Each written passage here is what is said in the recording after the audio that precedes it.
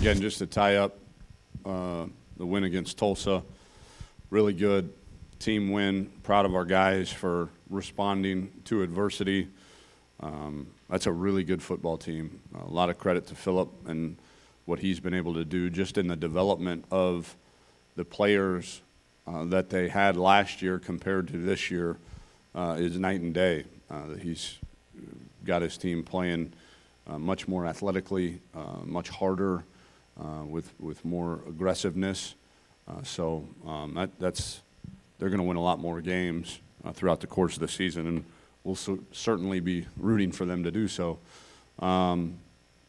Again, I think the message driven home to our team is that we're everybody's Super Bowl, and we're going to get everybody's A game, and it's not just going to be, hey, you go up 17-3 and they're going to stop playing.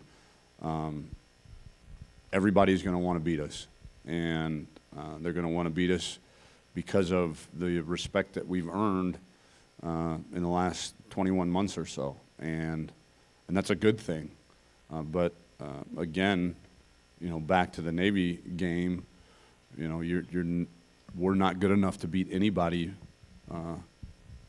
turning the ball over a bunch and not playing real good. We've got to bring our A game every single game, every rep, every series, and I thought we did for the first quarter and a half against Tulsa, and then we let off the gas a little bit there towards the end of the first half and allowed them to tie it up. And again, turnover is a big culprit. Howard Wilson gets a pick, and we get the ball, and we're driving, get a first down.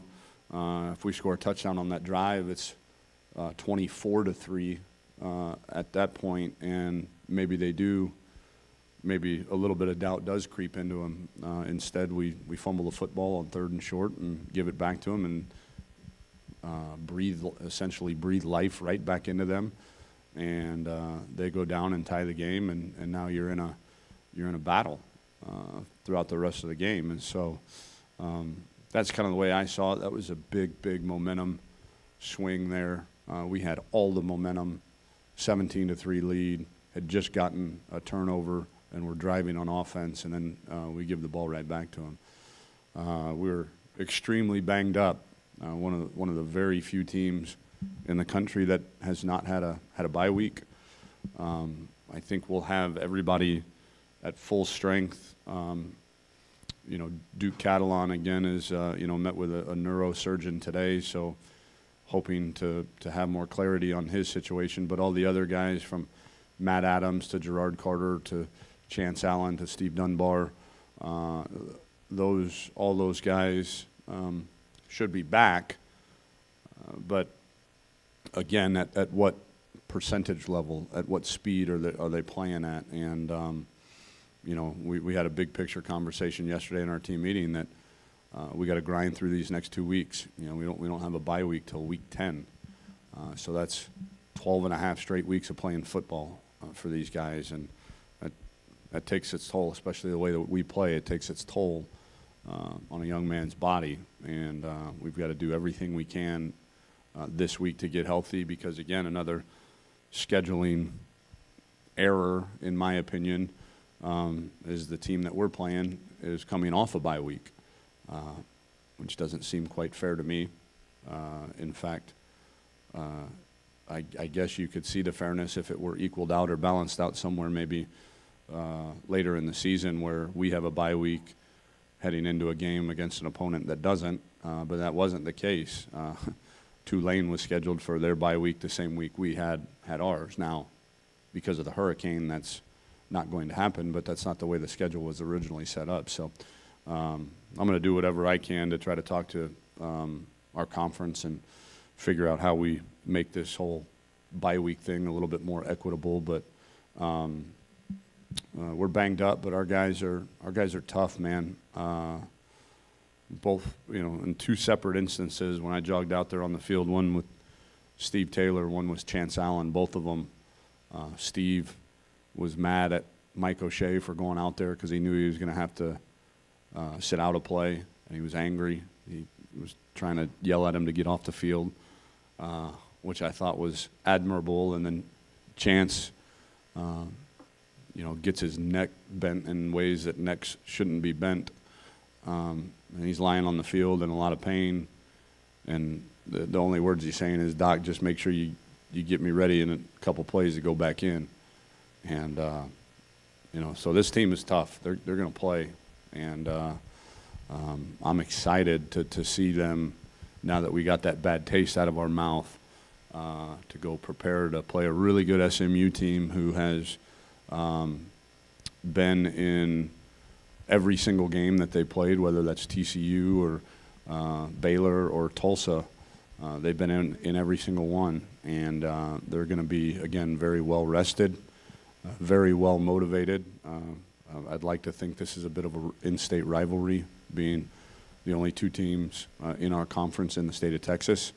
And it's at night, at home, at their place, playing a top 11 team in the country. Again, just like every week, we're going to get their best shot, and their best shot is definitely good enough to beat us if we're not hitting on all cylinders.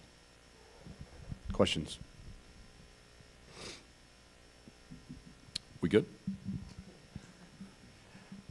Tom, I know you said that these guys are expected to be back, but who are some of the guys you may need to step up on the defensive side, and then for Chance? Zach Vaughn needs to step up. For Gerard, I think we feel good about our depth there, but those guys have to rotate especially against a tempo team, as you've seen. BJ and Nick may be listed as backups, but they're not considered that. And to me, we have 5 starting defensive tackles that just happen to rotate in 3 spots. So Nick's got to pick up some load. Gerard probably can't play maybe as many snaps. Matt, just depending on his health, if Matt isn't, if he's to the point where his injury is affecting the way that we play defense negatively, then we've got to put DeJuan Hines in, and he's got to go in and produce. I thought DeJuan did a decent job when asked to do that against Tulsa. And then, we'll have Chance. Chance will be sore, but Isaiah Johnson's got to be the guy that takes some of those reps off of the 2 outside receivers. And really kind of Isaiah's a utility guy. He played some inside receiver, some outside receiver, along with De'Eric. And maybe those 2 young knuckleheads we have in Keith Corbin and Courtney Lark can have really good practices this week and merit some time in a game that isn't mop-up duty. Tom, you alluded to the fact earlier, you made to establishing a brand, now you have to maintain a brand. There's a fine line there, and starting at the top, because you come at these guys a little bit different when you're trying to establish the brand. Now you're there. Like you say, you got to keep your foot on time because you're now the guy everybody's got their gun pointing at you. Yeah, I don't want to say last year was easy. It certainly wasn't, but the motivation was easy because, every week there was something about how we were either overrated or not good enough, or we were underdogs, or we were this or we were that. And so the chip on our shoulder never had to be manufactured. It was there organically last year, and which creates a toughness and an edge about you, where I think this year our team is tough and physical, but they're still learning how to be the hunted and not the hunter, and still learning how to be the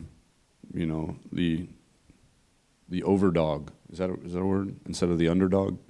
The favorite, I guess, is and it is interesting, and it's a different.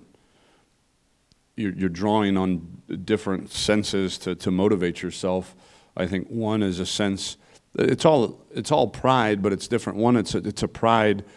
When you're the underdog disrespected, it's the pride of, hey, I'm going to prove all of you wrong. And now it's the pride of, hey, I've got to prove everybody right. I don't want to let anybody down. I need to my pride in what we've built has to continue week in and week out in order for what we've built, what I've built as an individual player, speaking for them, for that to maintain, I've got to play my A game every single game because I'm going to get it from the opponent.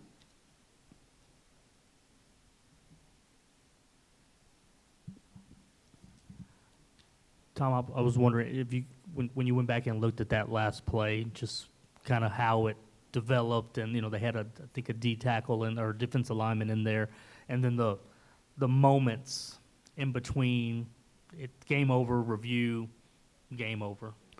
Yeah, I mean, not much has changed in my, having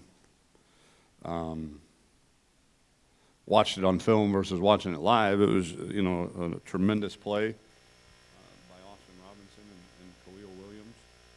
Austin, it being his first defensive snap all night, first meaningful snap of defense his entire career, really. And there's a reason it says competitive focus right there. It's one of our 4 pillars of our program. And in essence, it means that you train so hard that when your number's called, you'll be ready. And Austin certainly was. And then the moments after, again, as a head coach, I think you're always calculating. I was yelling at Todd Orlando. He's up there looking at the scoreboard. I said, hey, stop looking at the damn scoreboard. That's not going to change whether they review, whether they call it the game or not. Get your guys ready to go block the damn PAT if they overturn it. And same with the offensive coaches. They're over there. What? No, get your damn overtime plan ready. Let's go. So it was more about managing the players and coaches for the worst case scenario, being that had they overturned it, we needed to be ready to go block a PAT, and the offense needed to be ready to go score a touchdown in overtime.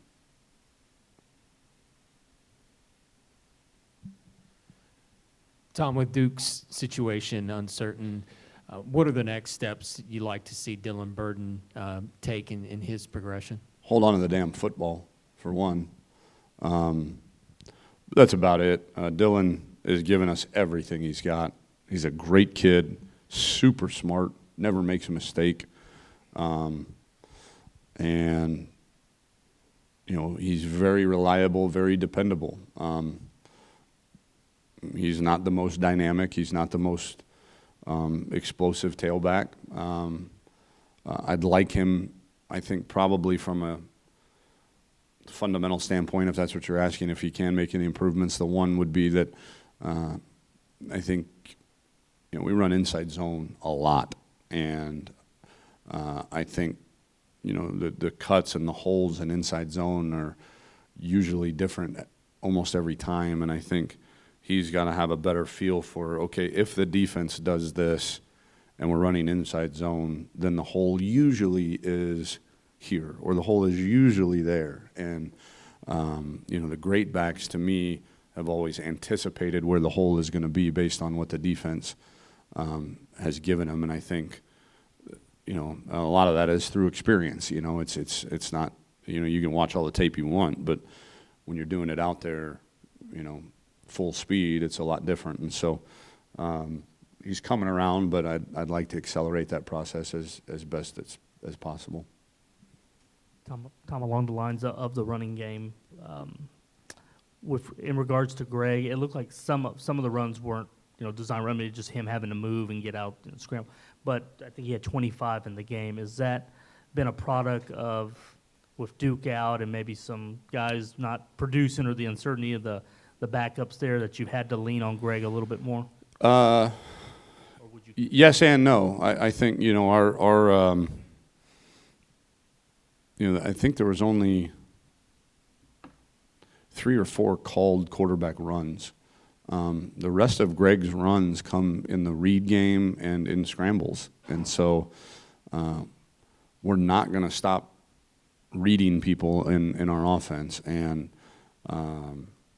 why they would ever force Greg to carry the football is beyond me. But, when you're reading a play, a run, like the option teams do. You've got to do what the defense tells you to do. And if the defense is telling Greg to keep it, he's going to keep it. And we can help him a little bit more. I had that conversation with the offensive staff about, can we win the game with less read plays? Maybe. But, when it's crunch time in a tie ball game or close ball game like that, again, the way I know football is think players, not plays. And he's our best player. So we want the hand, when the game is on the line, I want the ball in the hands of my best player.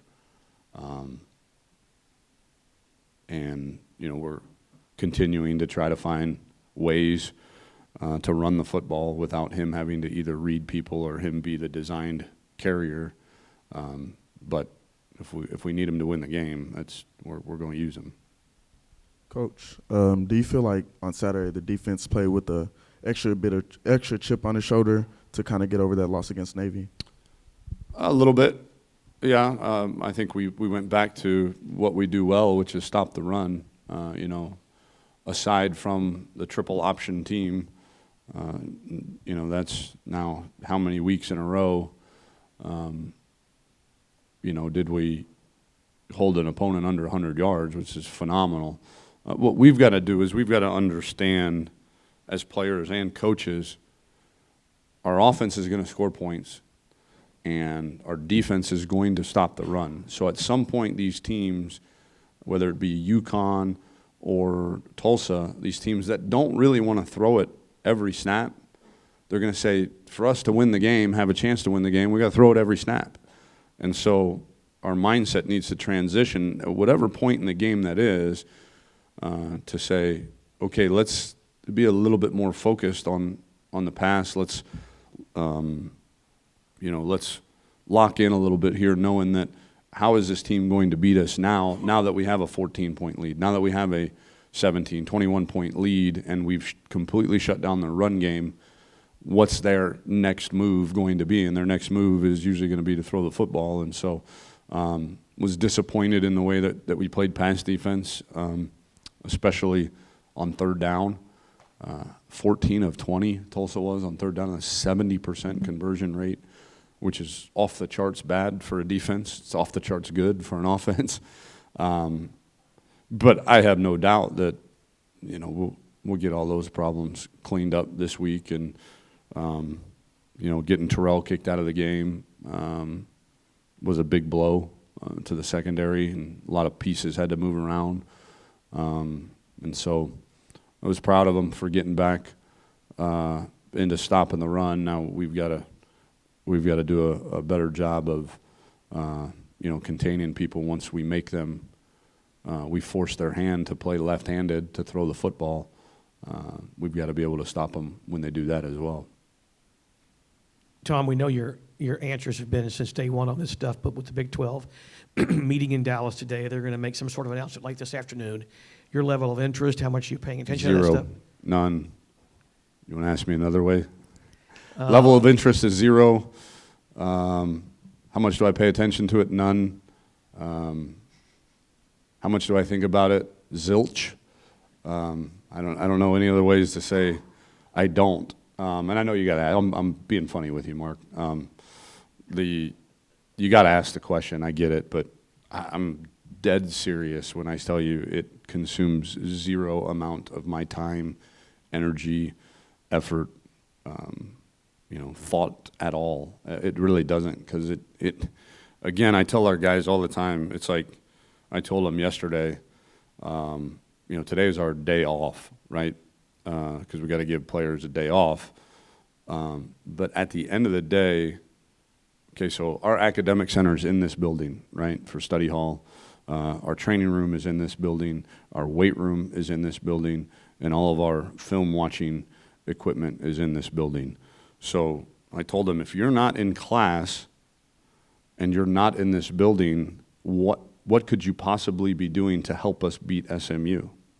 And so I think the same thought process goes in this, is if I am spending 1 ounce of energy thinking about this, then that's an ounce of energy that I haven't given to beating SMU, and that's not fair for me to ask our kids to give all of their time, effort, and energy into beating SMU, and yet I'm busy thinking about other things that I can't control, so not going to do it. You wiped out all of my follow questions. Thanks. Yep. Tom, you alluded to Terrell Williams. You got to deal with his psychic. I mean, this is not a bad kid. You got tough players. Great kid. But Great the fact that now he's been ejected, and it seems like these kids that's like a mark goes against them. What do you have to do to work with his psyche and put him out there, and then overall, because he's not a bad kid, but he's got that designation now because he's been ejected for. Yeah, I think the officials certainly better not have any kind of designation on him, which I can't imagine they would. But the biggest thing is you got to, it's the old, get back on the horse. You fall off the horse, you got to get back on. And for him, he thought he was doing the right thing, and in my opinion, he was. And he got called for it, but you've got to trust that you go do that again 100 times, and 100 times it's not going to get called targeting. And so that's a pretty easy fix, though, from what I've seen. Howard Wilson got thrown out of a game last year for targeting, and he was fine. Elandon Roberts, same thing against UConn last year. He was certainly fine. So you just got to tell them to trust their training, and that he was trained and did what he was trained to do, and he'll continue to do that, and it won't get called in the future. Tom, 10 penalties. That total was more or the same that you've had in the previous 4 games combined. Variety-wise, are there cleanup issue? I mean, the things that We can stop kicking the ball out of bounds. That would That was take 2 one. of them away, and we'd be down to 8. You had a hold on one. We had a holding that I'm going to have the officials on Alex Fontana that I'm going to have the officials give me an interpretation on that. We had a targeting that I'm going to have to get the officials' interpretation on that.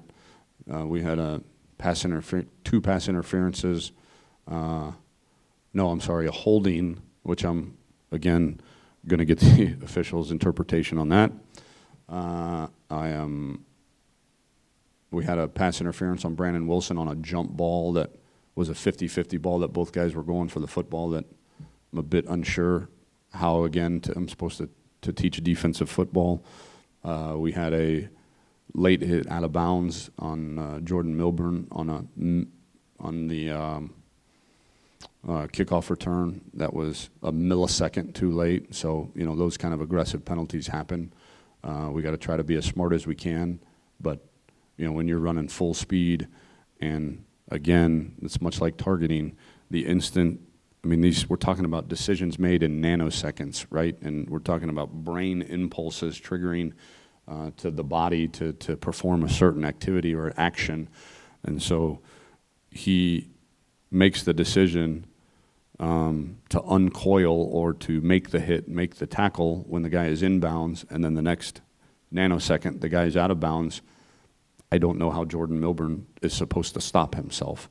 And so what that's going to lead to, in my opinion, is if you reprimand it too much, you're going to get a whole bunch of guys on defense doing this when the ball carrier gets next to the sideline, and he's going to gain 10 more yards on you by tiptoeing and staying in bounds. So the 2 that were probably the most disappointing were or 4. The too many men on the field. That's on coaching.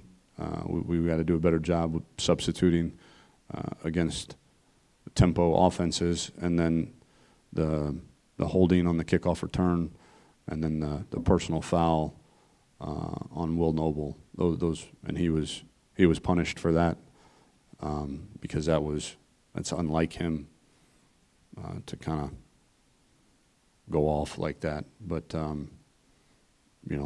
the coaches will clean up the substitution ones. Mike Eckey's got to play with better technique on the holding on the kickoff return, and then Will's an engineering major. He's about as smart a guy as we got on this team. He knows better than that and has been punished. I don't think that'll be an issue too. So, and then the rest of them, I got to have the official tell me what we're doing wrong and how we're coaching. Tom, well, you're not going to give any thought to the Big 12. What benefits outside of financial would a Power 5 conference designation be for a school like this? Does it have a benefit? Does it help the programs at all? Well, the financial one is big. I like winning. And I said on the teleconference earlier, I like being the best team or one of the better teams in the American Conference a whole lot more than I like being the least funded, the least recruited, the least have the worst facilities in the Big 12. I mean, that is. I understand why the presidents and ADs and boards of regents want that, but it is a major transformation from going from a have basically in your conference to a have not in your conference, which is very difficult and is going to take time to reach that status. I mean, years and years and years. You're talking about a budget discrepancy between us and Iowa State that's not going to be made up. And I use Iowa State. I think they have the lowest operating budget in the Big 12. That's not going to be made up with a waveable wand. Hey, you're in the Big 12. Poof, here's $50 more million for your operating budget. So that is a major rebuild. And the good news is that it'll come. Revenue will be up, all that stuff. So I do understand the benefits of it, but then it'd be nice to be able to recruit kids and say you're gonna, 5 of your opponents are in state and two more in the bordering state of Oklahoma, but that's a major challenge in the short term from a resource standpoint to compete week in and week out. Tom, what kind of growth have you seen from SMU from last year to this year? Oh man, it's very similar to Tulsa. I mean, both those universities hit home runs with those 2 hires in Philip Montgomery and Chad Morris. You're seeing a lot of the same people by name on the field, but their bodies have changed, their quickness and speed and size and strength, all of those things have changed for the better. I think you're seeing a team that's playing much better defense than they did a year ago. I think they're leading the country in takeaways right now, or interceptions or something like that. So they're getting way more turnovers than they did before. And then, they lost their quarterback, which hurt them a little bit from a dual threat standpoint. But Ben Hicks is playing well. He's throwing the ball. He's managing the game. He's definitely not the home run threat running the football that Matt Davis was. But he's very, very capable and is doing a good job as a freshman. Good?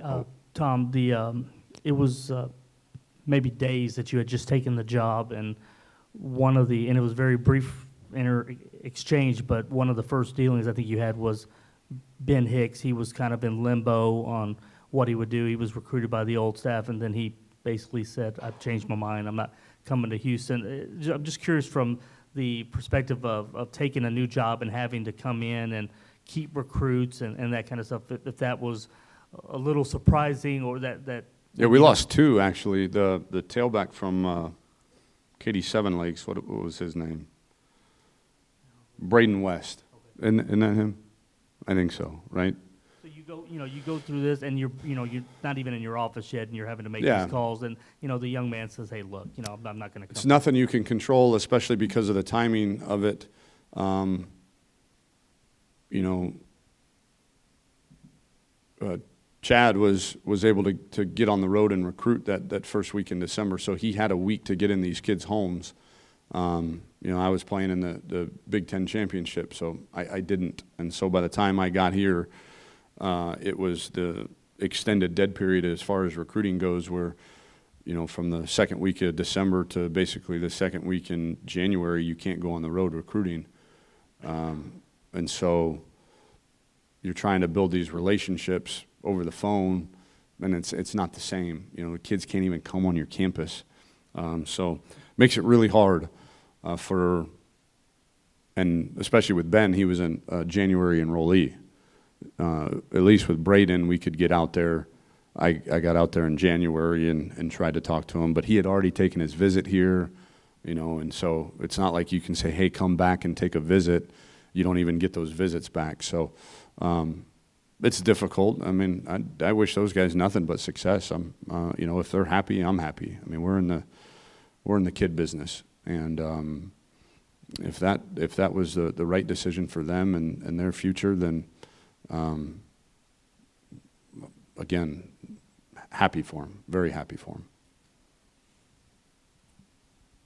Good. All right. Thank you.